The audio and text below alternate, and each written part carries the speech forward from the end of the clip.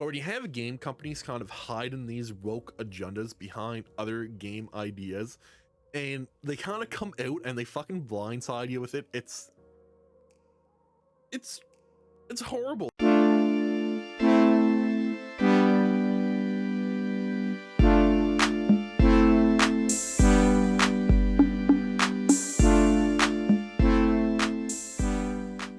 What is going on, everybody? Today I'm going to be talking about the Saints Row Reboot. Now, I believe this is the fourth video that I am doing about this game, and my other videos were kind of ragging on how I think the game's going to be a work piece of trash. But today, I decided to do something a little bit different. Instead of criticizing the game or going in a full rant about it, instead, I'm going to bring you 3 things that I think this game needs in order for it to be successful.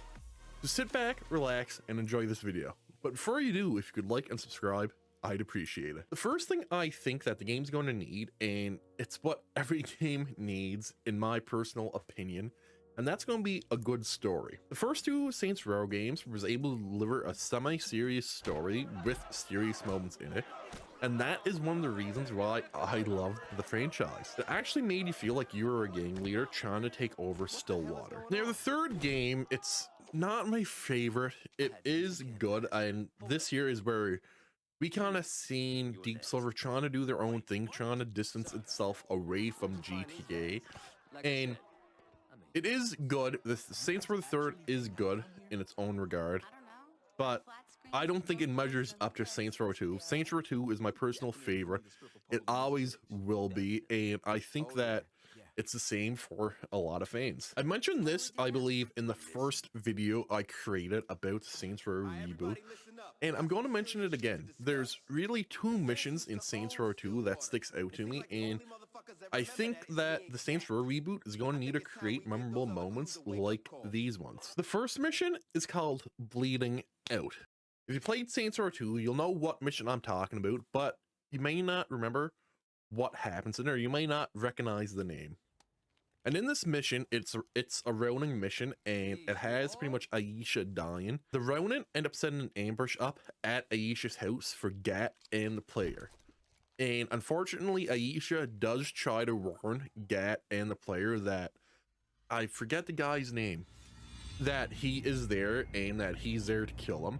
And in response, this guy, once again, I forgot his name, I'll put it up on the screen there, ends up slicing Aisha's throat. The second mission, it is one of my favorite scenes in the series. These are some of my favorite scenes in the series that I am telling you about, just because I do find them memorable. And the second one is in a mission called Rest in Peace. And if you didn't know, it's another Ronin mission, and it takes place during Aisha's funeral. Shogo, I believe that is his name, is pretty much pissed off that his father is disappointed in him.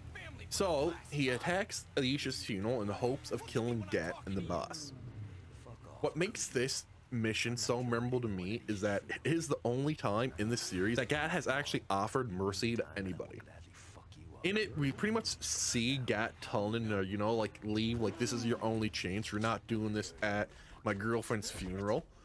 But he refuses to, and it ends with him getting buried alive. And just for good measure, I will throw in another scene, and this one here, it has to be my favorite one of them all, just because I love the lead up to it. I love the Brotherhood missions, and you just heard me say Brotherhood, so you probably know what mission I am talking about.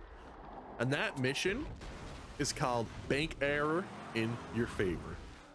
After Carlos's death, we end up getting revenge on Jessica by kidnapping her, putting her in the back of her trunk, and putting her car in a lineup of cars that were at a monster rally that Mirror was driving in. And unfortunately for Jessica, Mirror goes to make a jump and he lands directly on her car. In order for the reboot to be successful, it honestly needs to make moments like these.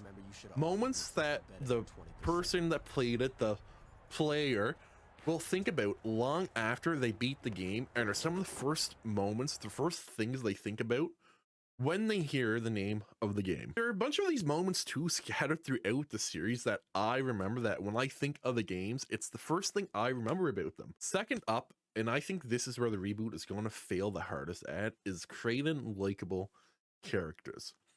The thing that made the previous games great was that the majority of the main characters were really likable. The characters that we've seen were likable. There's no other way to put it.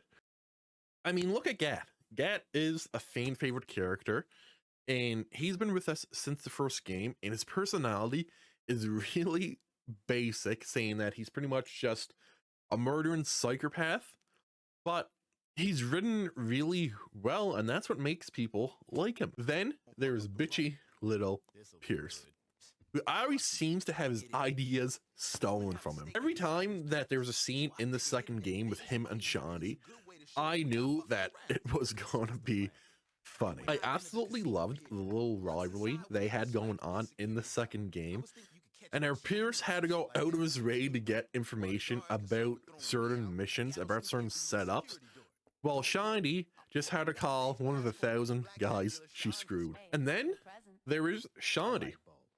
Shandy, when it comes to character development, has to be one of the most developed characters there is, personality-wise.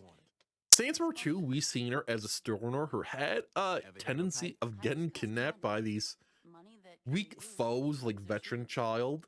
And then in Saints Row 3, along with a complete makeover, we see her personality completely change, which a lot of people didn't like, or I know at least some people didn't like it, because I remember people were complaining about her personality in Saints Row 3, but personally, I was a fan of it. And I can't forget about the other characters like Matt, Oleg, Viola, Kinsey, and Zemos.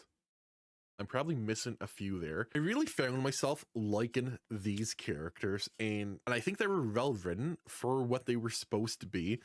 And, you know, it just made the game all that more enjoyable. If I stood here, or I should say sat here, talking about these characters, that would be a complete video in itself, which I may just do. But I think that likable characters is something that Deep Silver is not going to be able to deliver on with the Saints Row Reboot. The reason I say this is because of the characters' default looks. I know, you might be able to change them later on in the game. Might be able to, I'm not sure exactly how that is going to work, but the default looks of a character can tell you a lot. And to me, their personality, you can't change their personality in the game. And their default looks just scream hipster and woke all over. And I think Deep Silver is going to try so hard to make these characters likable, make them relatable, that they're kind of going to overdo it. And, you know, it's just Watch Dogs 2, man. Watch Dogs 2. And the last thing that I'll mention, and it goes hand in hand with what I mentioned above, is that I know it's not going to happen. Maybe I'm wrong when I say this, because the game does look woke, and if it is woke, it needs to ditch that wokeness. There is no faster way for a company to go broke than to go woke. I made another video talking about how I think this game will be a woke piece of trash, so I'm not going to go on a full rant about it again. But the game does look like that it is going to be another Watch Dogs 2, and that they're going to be so focused on these woke issues, on these social justice issues, that their story for the game is kind of going to take a step back, and it's not really going to be there. And even if it is, it will be overshadowed by these issues, which would really be bad if there is a good story in the mix. But at this point, Deep Silver kind of dug their own grave. I mean, their reception to older fans of the game hasn't been the greatest. They have been banning a lot of people on their forums that have had criticisms of the reboot.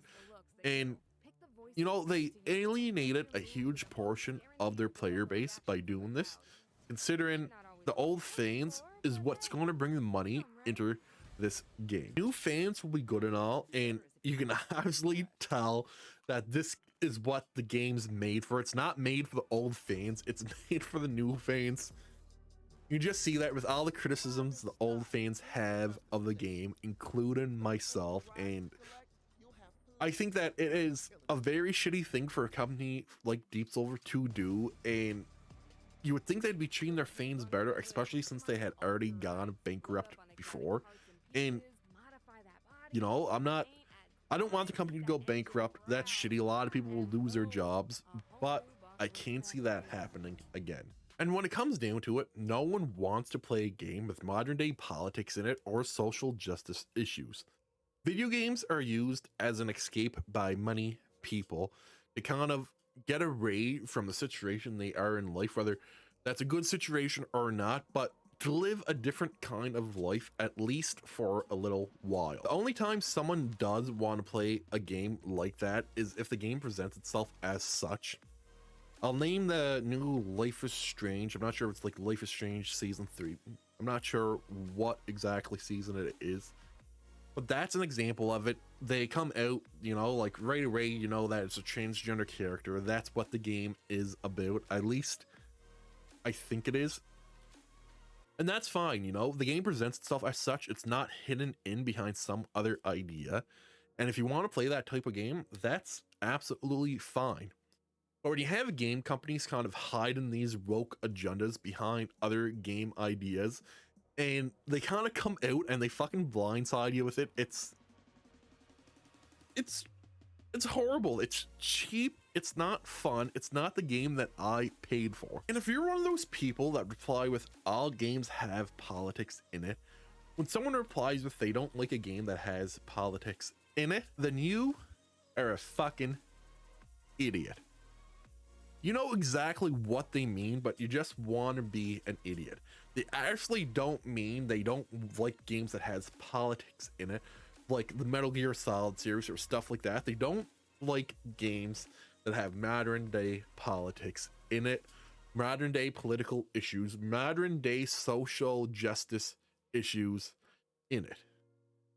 And I'm not one to usually call people idiots unless they are idiots. I'm a very blunt person, and I think that if you do what I just mentioned, if you say that all games have politics in it to kind of avoid the criticism that the person has, then you are a fucking idiot. Like I said, if a game presents itself as woke, as having these social justice issues in it, then you know what?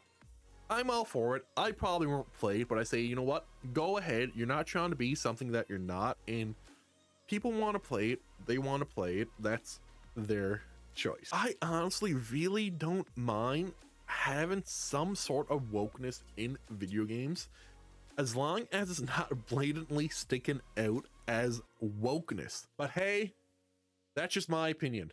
In case you didn't know, I'm Gamer Geek. If you watched this long, if you could like and subscribe, I'd appreciate it. Peace out.